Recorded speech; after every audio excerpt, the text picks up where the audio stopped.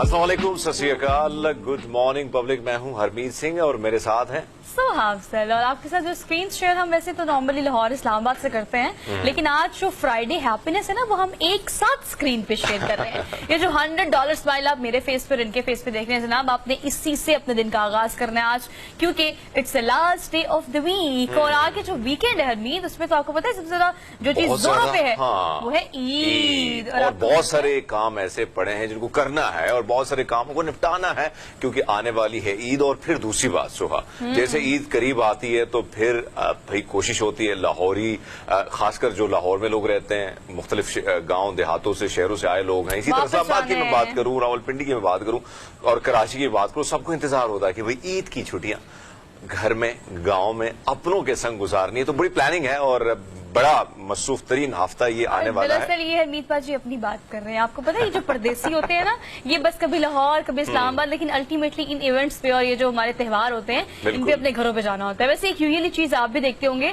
आप लाहौर की अगर हम खासतौर पे बात करें हरमीत, तो जैसे हू का आलम नहीं होता ईद त्योहार पे, मतलब सारे परदेसी जो इर्द गिर्द से आए होते हैं, बच्चे जो पढ़ने के लिए आए होते हैं यूनिवर्सिटी कॉलेज स्कूल्स के, जनाब वो सब वापस चले जाते हैं अपने आबाई गाँव, अपने आबाई घर। वैसे सोहा यहाँ पे फिर भी आपको ना थोड़े बहुत इंसान नजर आएंगे इस्लामाबाद में, बिल्कुल, क्योंकि वहाँ पे आप वहाँ पे आपको ज्यादा जानवर बहुत ज्यादा होते हैं और फिर मुख्तलिफ जंगलात भी ज्यादा हैं, तो वहाँ पे सुअर जो है वो आपको नजर आएंगे मुख्तलिफ सड़कों पर बड़ी लाइन बना के।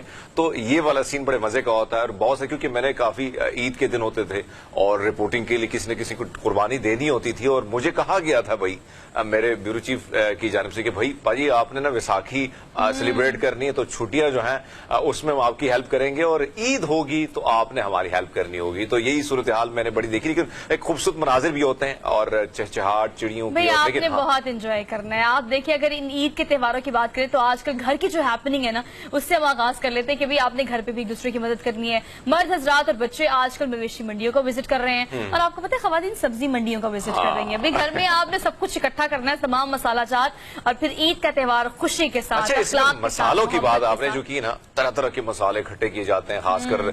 और एक और चीज मैंने बहुत सारे ऐसे खवातीन को देखा है जो मसाले की जो तैयारी है वो घर में खुद करती हैं। कहते नहीं हमें बाहर का अच्छा ही नहीं लगता, हमने तड़का लगाना है, हमने कढ़ाई बनानी है। हमारे भी तो देखिए ना एडवर्टाइजिंग कंपनीज जितनी भी है वो तो ऐसे कहती है कि इसके अलावा तो कोई और हल ही नहीं है आपके पास ना, कि सारे मसालों का एक ही मिक्सचर वो पैकेट डालो अंदर। लेकिन आपको पता है जो खूबसूरती और जो टेस्ट और जो लज्जत घर के मसालों से बने खाने की आती ना, हमने तो इमेजिन करना शुरू कर दिया कि हमने ईद पे क्या क्या बनाना है और क्या क्या खाना है। बट ऑल्दो अगर आपकी ईद की तैयारी हो गई है तो वेल एंड गुड, अगर नहीं हुई तो टाइम बहुत कम है, मुकाबला बहुत सख्त है। भी ईद की तैयारी करें और हमें भी अपनी तैयारी में जरूर शामिल करें और हमारी ट्रांसमिशन देखनी भी नहीं भूलनी आपने जनाब।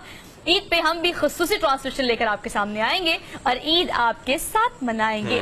लेकिन आज के प्रोग्राम यानी फ्राइडे की अगर हम बात करें तो we have so many things to discuss with you guys. So let's talk about top of the all। हमने अपने टॉप स्टोरी पर जाने से पहले या डेली डोज पर जाने से पहले आपको पता है कि हमने पिछले 2-3 दिन से एक चीज का फॉलो अप मुसलसल आपको दे रहे थे। टाइटैन की अगर हम बात करें, वो आप दोस्त जो जेरे पानी इस वक्त आपको पता है 13,000 फीट की गहराई में गई सिर्फ और सिर्फ टाइटैनिक का मलबा देखने के लिए, जिसमें 5 लोग सवार थे, इसमें 2 पाकिस्तानी भी थे। अब इस चीज की तस्दीक कर दी गई है कि वो जान की बड़ी अफसोसनाक खबर है। अगर मैं सोशल मीडिया पे भी देख रहा हूँ, आप देख रहे हैं कि जिस तरह हमने से पहले ही बताया था कि बरतानिया के अमीर तरीन शख्स भी थे, इसी में फ्रांस और दीगर ममालिक के लोग भी शामिल थे। लेकिन अगर मैं पाकिस्तानी जो हमारे पाकिस्तानी थे और कमाल का उनका बिजनेस है, और अगर हम देखें तो शहजादा दाऊद और उन्हीं के साहिबजादे जो थे वो भी इसमें शामिल थे। और अगर हम देखें तो 1975 में वो रावलपिंडी में पैदा हुए शहजादा दाऊद और एक बहुत बड़ी फैमिली थी।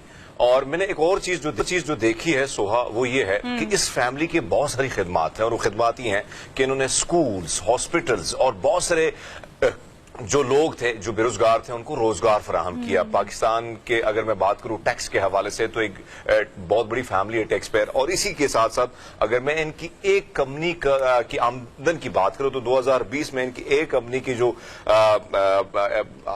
इनकम थी वो $860 मिलियन थी। आप अंदाजा लगा लें।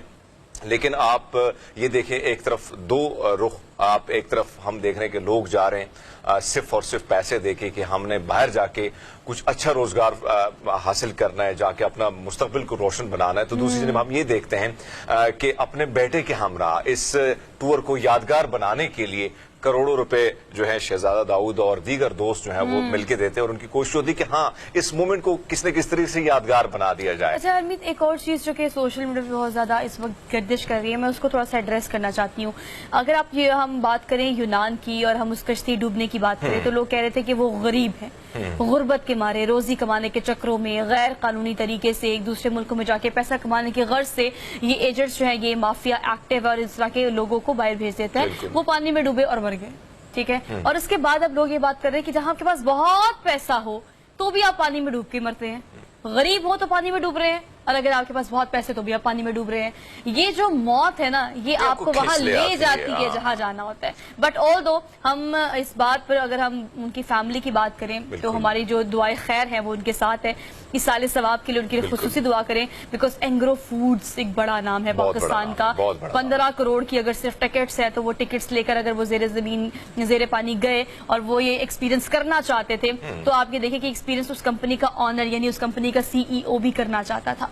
तो जहां पे इतनी एडवांस टेक्नोलॉजी आ चुकी है, दुनिया इतनी आगे जा चुकी है, तो इस तरह की चीजें नॉर्मली होती रहती हैं। वो स्पेस पे जाना हो, चांद पे जाना हो या जेरे आप जाना हो, तो ये चीजें दुनिया में चलती रहती हैं। हाँ, मौत बरहक है, जहां आ जाए, जब आ जाए, जिस वजह से आ जाए, जिसके साथ आ जाए। खैर हम दुआएं खैर कर सकते हैं, जो कि हम कर रहे हैं।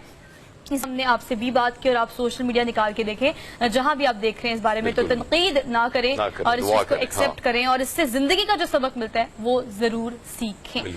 हम प्रोग्राम में आगे बढ़ते हैं। आगे बढ़कर हमने चूंकि अब ईद आ रही है तो ईद के हवाले से हम बात तो कर रहे हैं, लेकिन हमने मौसम भी आपको बताना है कि मौसम जो है वो कैसा रहेगा। अच्छा, वैसे मौसम से ना मुझे इंडिया की वो याद आ जाती है, वो जो न्यूज कास्टर है छतरी पकड़ के मौसम का दे रही थी, ड्रामा उन्होंने किया। हम कहते हैं पीछे हवाएं चलाना शुरू करते हैं, मैं और हरमीत भी उड़ना शुरू कर देते हैं। लेकिन इसमें कोई शक नहीं है सोहा, अगर गर्मी की मैं बात करूं, जिस तरह गर्मी मुख्तलिफ शहरों में, और हम अगर लाहौर की बात करें, हम अगर इस्लामाबाद रावलपिंडी की बात करें, कराची की बात करें, दीगर इलाकों की बात करें, सिंध अंदरूनी सिंध की बात करें और फिर इसी तरह साउथ पंजाब की बात करें, तो शदीद गर्मी है।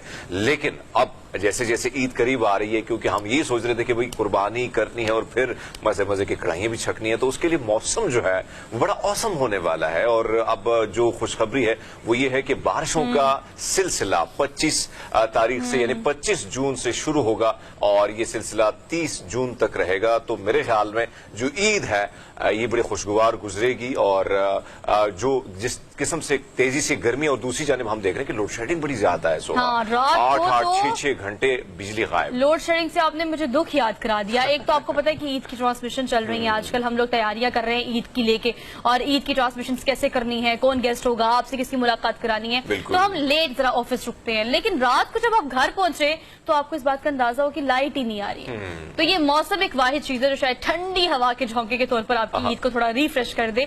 लेकिन मानसून का जो स्पेल है जो कि दाखिल होने जा रहा है, और ईद पर आप बारिशें देखेंगे। इस्लामाबाद, रावलपिंडी, चकवाल, सियालकोट और जेहलम, ये कुछ ऐसे इलाके हैं जो इसकी जो है वो जद में आएंगे। बट ऑल दो आपकी जो एहतियात है वो लाजिम मलजूम है। और एक और चीज इसका ख्याल रखना है सोहा, जो लाजिम है, ईद आती है, चाहे वो अगस्त का महीना है, 14 अगस्त का महीना आता है, तो हम देखते हैं कि छुट्टियां मिलती हैं। इस बार भी छुट्टियां कुछ ज्यादा है और बहुत लोग कोशिश करते हैं मुख्तलिफ इलाकों में जाने की। लेकिन एक चीज का ख्याल आपने लाजमी रखना है, क्योंकि हम देखते हैं कि जिस तरह स्लाइडिंग रोड पे या दीगर इलाकों में या पहाड़ी तोदे गिरते हैं, तो उसका भी ध्यान रखने की कोशिश करनी है। उस जगह के हवाले से आपने देखना है कि बारिशों का सिलसिला, फिर रोड किस किस्म की है, और इसी तरह आपने ये भी ध्यान देना है, क्योंकि हम सवात, स्कर्दू, गिलगित, कश्मीर, दीगर इलाकों की अगर मैं बात करूं तो ये वो इलाके हैं जहां पे लोग कोशिश करते हैं कि ईद जो है चाहे उसको मजीद खूबसूरत बनाने के लिए, अच्छे मोमेंट्स को वहां पे एंजॉय करने के लिए जो है लोग वहां जाते हैं। तो इन चीजों को भी एहतियात करें, क्योंकि हमने देखा है कि माजी में जब लोग यहां से निकलते हैं,